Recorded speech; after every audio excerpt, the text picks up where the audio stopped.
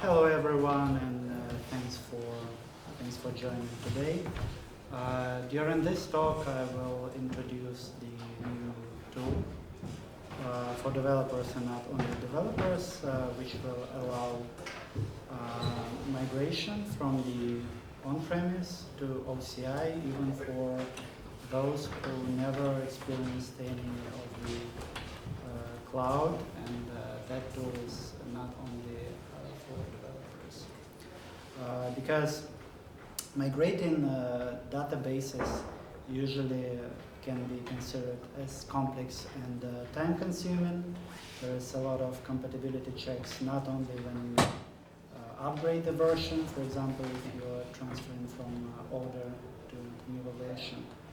There are challenges which may cause downtime, and pitfalls may include manual processes, other incompatibilities, and we were trying to address these changes with the guided automation approach.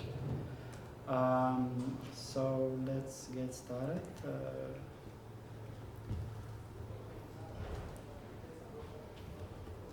This is required. It's just for your information and just a general product announcement. For those who would want to download slides and follow, there is a QR code. We also do the recording, so we can do that later on. So during this session, we'll highlight the underlying architecture and share all the best practices with. Sorry, it's me.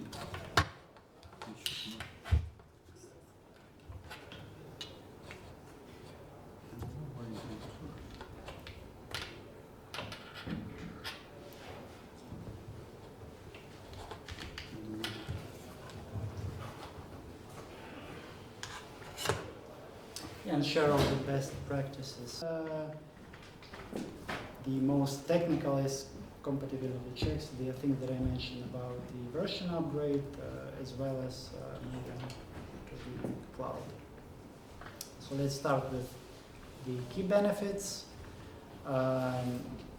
As I previously mentioned, migrating is considered as complex. That's why we've built that to make it much easier. There's a step-by-step workflow. We try to make it as intuitive as possible. This means end-to-end migration. One of our goals was to basically make it with just one button. And we try to optimize the speed, meaning that it's not just like we classically do with MySQL dump. It works in parallel, and I will show you later on. It handles not only the data, but schema, user accounts, that kind of stuff. And there is a possibility to do it with minimal downtime if you use inbound replication, which I will show you later. So there are certain steps. First, of course, you need to have an account in OCI. Then, after all the compatibility and planning, there will be checks made in the background and presented to the user in order to resolve those issues that can possibly occur.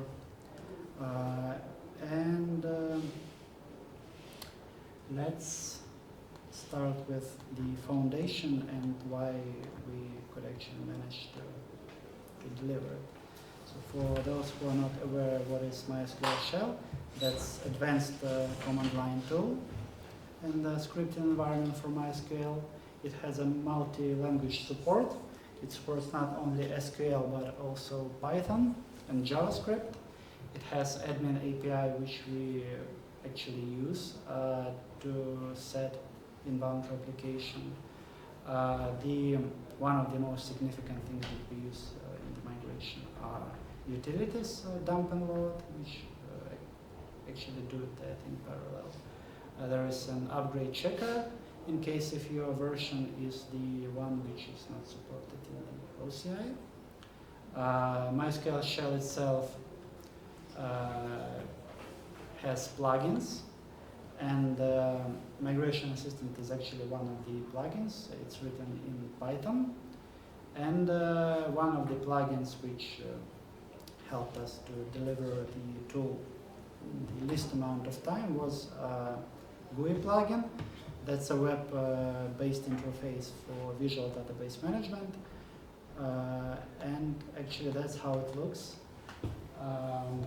That's what I mainly work in our team. The tool itself is written in TypeScript. There's a Preact framework.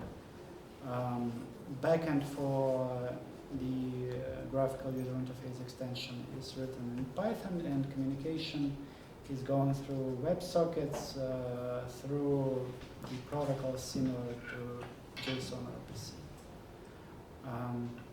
Normally I would say how can you install and download it at the end, but here as the migration plugin is actually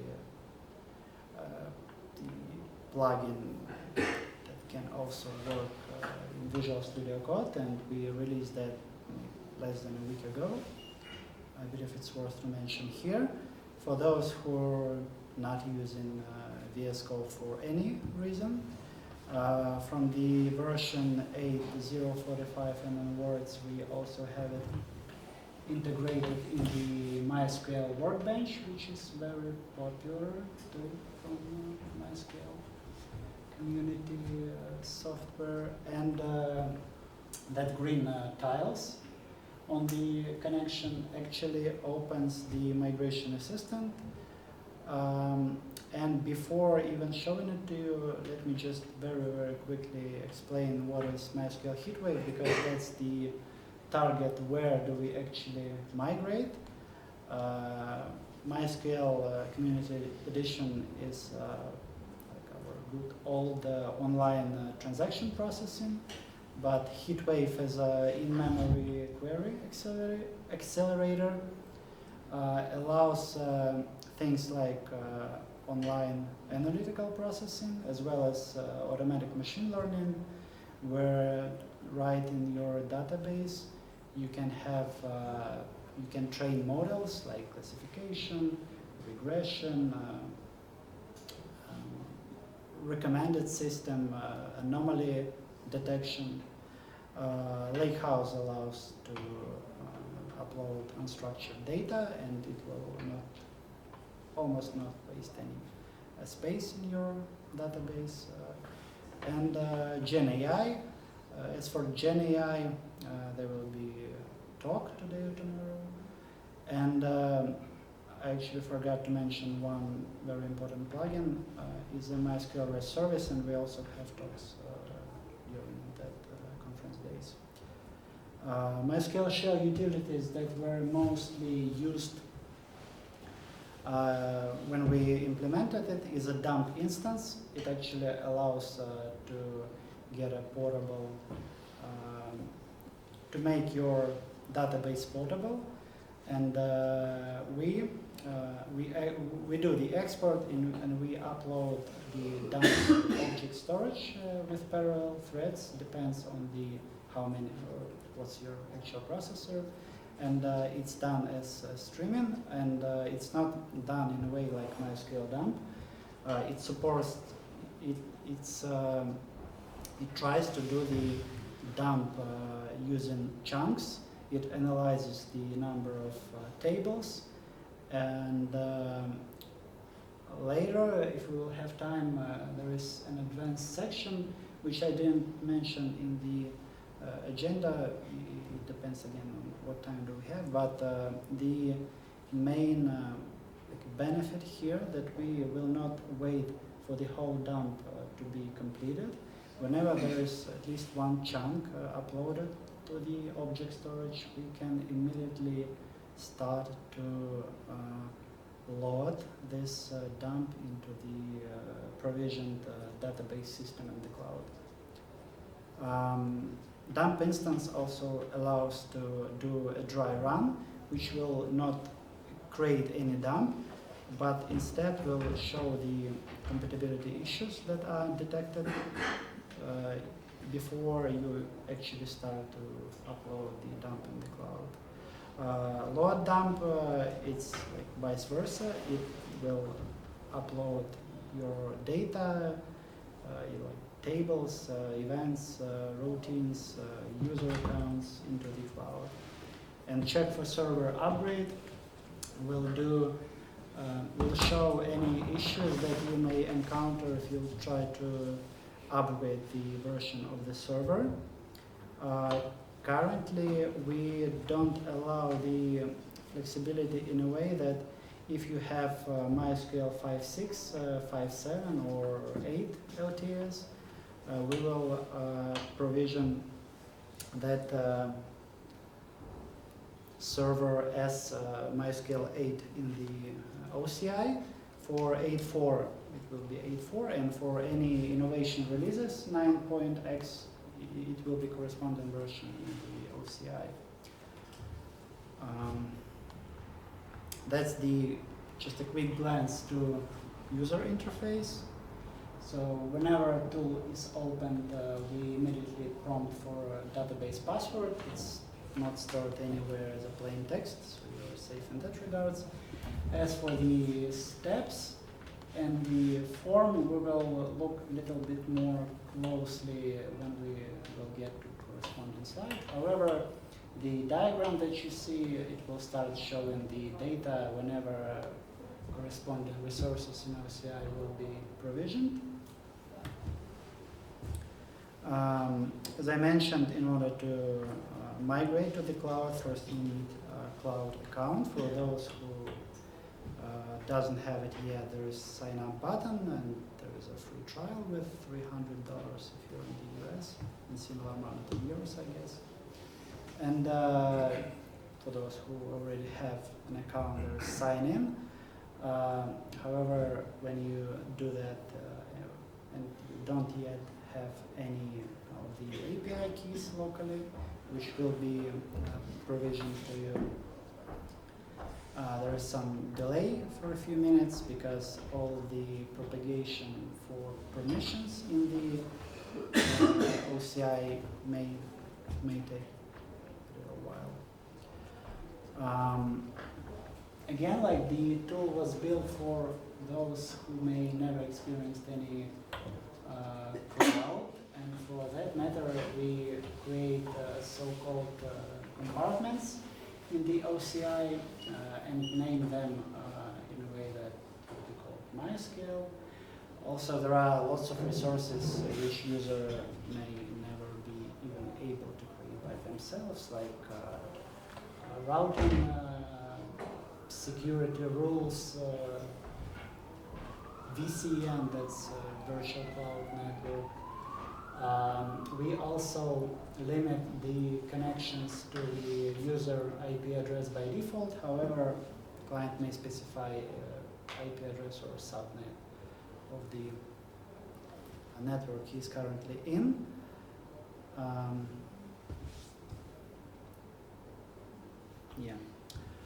That's the first step where we have to specify the target selection. If you already have a OCI account and profiles provision, and there will be no sign up or login button. Instead, you will see a list of your profiles. And in case if you already have VCN and networking, there will be corresponding selectors. You may create new, like based on the tool suggestion, or you may select your existing ones. There's a configuration template where you may specify the size of your database, and we have a separate slide for that matter. But here, the size of the database will be estimated. You can choose the setup type. Standalone means just one instance, and you can also choose high availability, where 3 instances would work, and 2 of them will be read-only replicas in different regions. HeatWave shape is the in-memory accelerator, which I already mentioned with AutoML and GenAI. You can select one of the nodes. By default, database will use the same login and password if these are not reserved words, and if password complies with the cloud policy. However, we can specify another one if that's needed. By default, we pre-select standard development size, which means 64 gigs of memory and 8 eCPUs. You may select another one. If you select all these 3, you're limited to just 1 per your OCI account. Production templates mean that there will be high availability enabled together with storage auto expansion and backups. If there is something with capacity, or you may want to have flexibility, you can always choose custom and select any available shape that is stay in your region. So as I mentioned, you have to log in, you have to specify the database, and after that there will be compatibility checks, and we have a section in our slides for that matter. Previous screen will be also shown later. I think we can actually skip that. Object storage, for those who may not yet hear, is where we upload the chunks, and we do that in a safe way. There is so-called pre-authenticated request, which contains a secret, and it has a limited access, so your files will be safe anyway. Virtual cloud network, that's what I was talking. Compute is actually needed because it will be used as a so-called jump host. Again, we will get there in a few seconds, but before that, let me show you which migration types we do support. As I mentioned, it's called means like classic, almost as classic as MySQL dump. However, it's also done in parallel, and it will take much less time rather than the usual approach. Though it will require downtime, that's why we provide the hot migration, and let me tell you about it. So when snapshot will be done, we can set up so-called inbound replication. It means that if there were, and probably there would be, writes to the database since we've done the initial dump, all that changes will eventually get to the target database. You can select different types of the hot migration. If you're an enterprise, you can have a site-to-site VPN, then it's much simpler. However, for those who don't, we provide 2 options to have SSH tunnel on your machine. It means that you will need to remain our tool, our window of opened on your local computer. And in case if there is instance with that is always on, for example, with better latency, at the end of the migration, we provide a command to launch the tunnel there in order to support inbound replication. Now we eventually got to the step, what is actually jump host? It's just a compute instance, and the reason why it exists is because MySQL HeatWave database is located in the private network. There is no way to open the connection from your local computer like normally. In the OCI, there is a way to have so-called bastion host, which allows the connection to persist just on your computer for maximum 3 hours. But as this may take more time, jump host located in the same network as the database system, and we use it as our, let's say, helper. We install MySQL shell on it and provide the pre-authenticated request URLs, which will enable to download all the data chunks that were previously dumped on your local computer.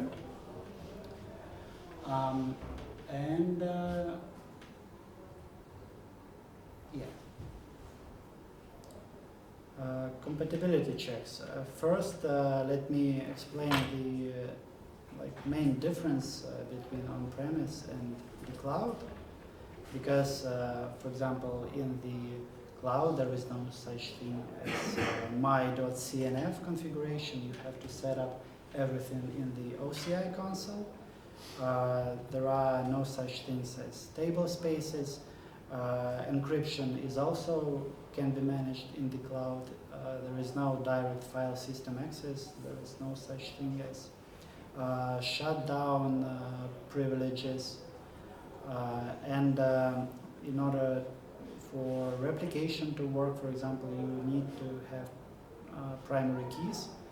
However, the tool can automatically resolve it by providing invisible primary keys. Also, on-premise, you can even have empty password. For cloud, that's not possible. There are a certain number of reserved usernames which cannot be used.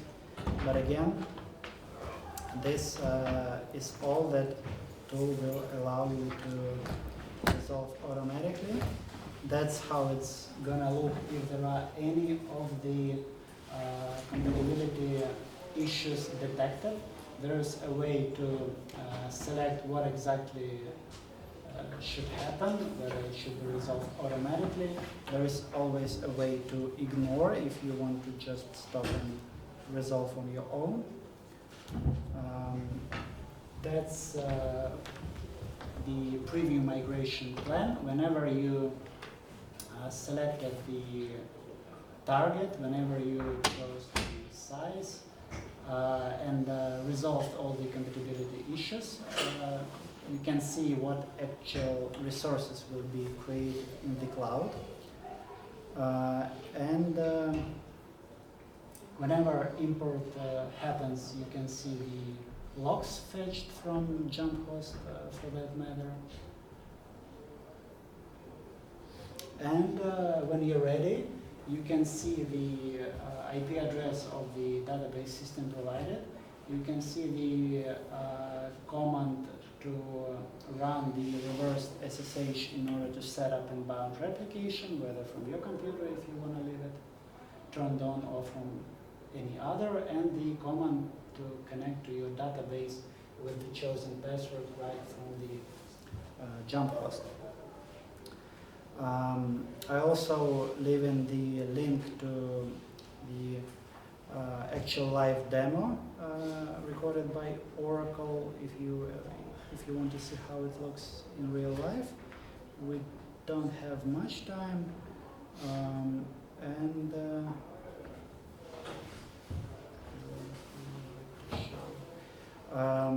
there are certain things that will enable replication that I would like to actually mention here. Of course, you need to have binlog enabled. There are options. You can have either global transaction ID, or instead, if you don't have it, there will be a binlog position used for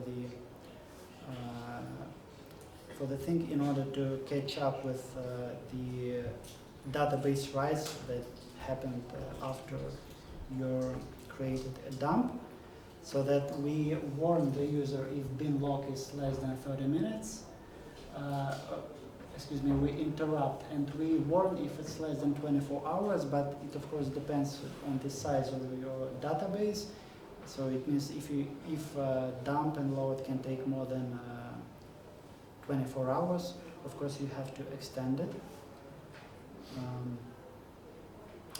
Remember that MySQL 8.0, it's coming to its end of life in April, so please consider upgrading to 8.4 or maybe even 9.7 as it's already LTS, as it was announced. And you're very welcome to check the code on GitHub as MySQL Shell. MySQL Assistant is also open source, like MySQL Shell GUI. If there are any questions, sorry that we ran out of time, there is MySQL community in Slack. You're very welcome to find me there or on the GitHub. And thanks for your attention.